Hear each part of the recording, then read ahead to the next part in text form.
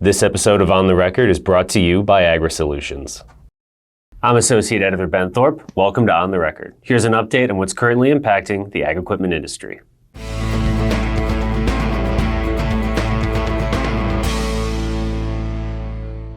On June 14th, the Board of Directors for the Far West Equipment Dealers Association, also known as FWEDA, ratified a membership vote approving its merger with Associated Equipment Distributors, or AED. Joni Wolfel, president and CEO of FWEDA, said that her organization had been in merger talks with AED since last year after FWEDA rejected joining the merger of several regional dealer groups that would form NAEDA, or the North American Equipment Dealers Association. WEDA, the Western Equipment Dealers Association, was one of the regional players that merged into NAEDA. FWEDA and WEDA were themselves in merger talks in 2016, but they ultimately failed. A few years later, when WEDA became part of the group planning that would become the NAEDA merger, FWEDA's board ultimately voted not to participate. According to Wolfel, other potential members, including the Pioneer Equipment Dealers Association and the Montana Equipment Dealers Association, also opted out of merging. When it came to merging with AED, Wolfel said that AED provides optimal benefits and resources for our members and the brightest outlook for the future.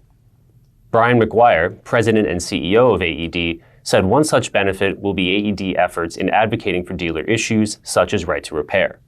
There hasn't been a state battle in the right to repair issue that AED has not been at the forefront of making sure that the dealer voice is heard by the legislators. State capital after state capital, our regional managers and our government affairs team have mobilized our members to make sure the message gets out on the right to repair legislation and the devastating effects some of these bills would have on the dealer network. FWEDA said its merger with AED is expected to be finalized by the end of August. According to Wolfel, FWEDA will be dissolved as part of the merger. This week's dealer on the move is Fennig Equipment. The Ohio short-line-only dealer recently announced it has added the Deutz tractor line to its offerings. This is the first tractor line for the dealership. According to the dealership's newsletter, it has wrestled with the idea of diversity for a long time, saying no to many companies along the way, but Deutz stuck. A great company with a lot of knowledge and integrity that is motivated to show what they are made of.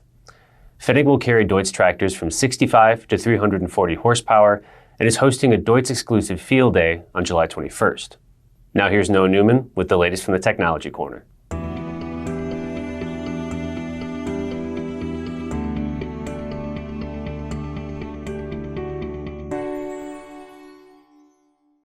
Thank you very much, Ben. A project 20 years in the making became a reality when Horsch debuted its autonomous planter at the Bahia Farm Show in Brazil last week, according to a report from Future Farming. Now, the Horsch Gantry ROG500, as it's called, is a self-propelled seeder with the ability to autonomously follow lines previously planned on the computer. It has a centralized motor unit positioned above the planting rows.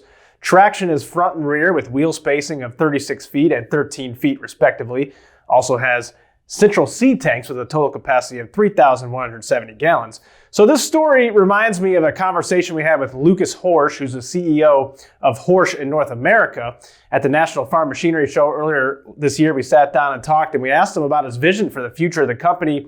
And he talked about the importance of learning from new technologies and farming practices in other countries like Brazil. Because we have so much locations all over the world, we know all the farming practices and we adapted our products to the different worlds what we have worldwide. So we have a lot of contacts, and even tonight we have some guys from Kazakhstan who are visiting us here on the booth, and we just made a dinner together. So the point where I'm coming to is we want to be a platform where everybody can learn from each other, and where we can just exchange and give some other perspective. Talking product is easy. It's not nothing very, very fun, I would think, because in farming you need always to adapt. That's the most important thing. We appreciate Lucas taking the time to sit down with us, and of course we'll continue to follow the development of the Horsch Gantry ROG500 autonomous planter on PrecisionFarmingDealer.com. In the Technology Corner, I'm Noah Newman. Back to you, Ben. Thanks, Noah. According to the latest benchmark study from Strip Till Farmer, 2023 is going to see a smaller percentage of strip till farmers purchasing equipment. 39% of strip-till farmers updated their planter attachments in 2022 or bought new ones, the highest percentage among all equipment categories. 25% forecast the same for 2023, marking a 5-year low. Tractors and corn planters also saw declines in the percentage of farmers planning purchases, with both forecasts to hit 5-year lows in 2023. The percentage of strip tillers planning combine purchases or updates for 2023 came in at 12.7%, half of the 24.3% who reported the same for 2022. Overall, 7 of the 8 equipment categories saw declines in the percentage of strip tillers planning purchases for 2023 versus 2022. The only category that saw an increase was strip-till row units, where 9.7% reported purchasing or updating them in 2022, and 14.4% forecast doing the same in 2023.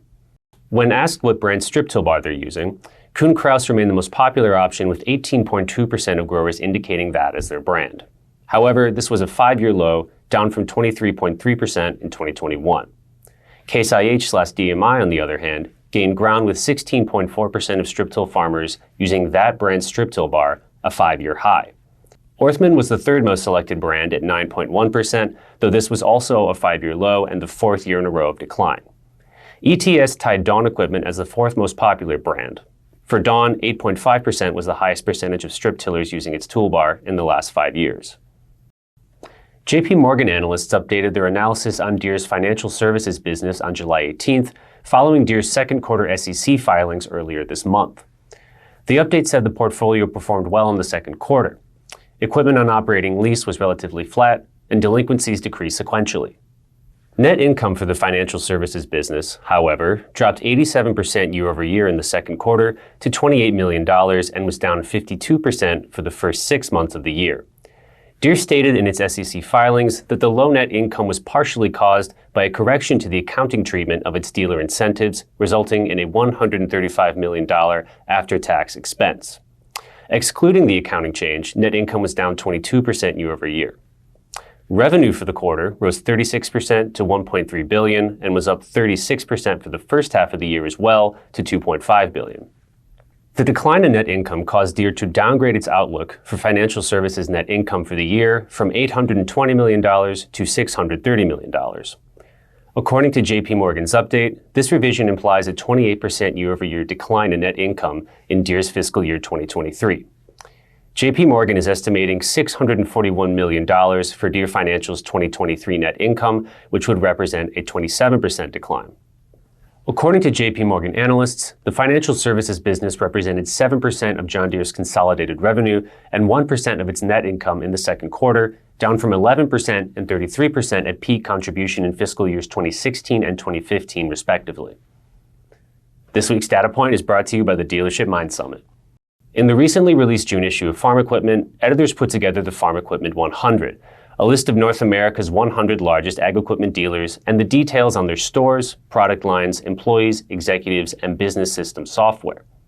Among these dealers, 43% used Equip, John Deere's proprietary dealer business system. A little over 70% of Deere dealers on the Farm Equipment 100 reported using Equip. CDK was the second most used software at 28%, followed by DIS at 11%. Other business systems were used by 1 or 2 dealers, with the other category including systems such as Tandem, Power EQ, and AS400.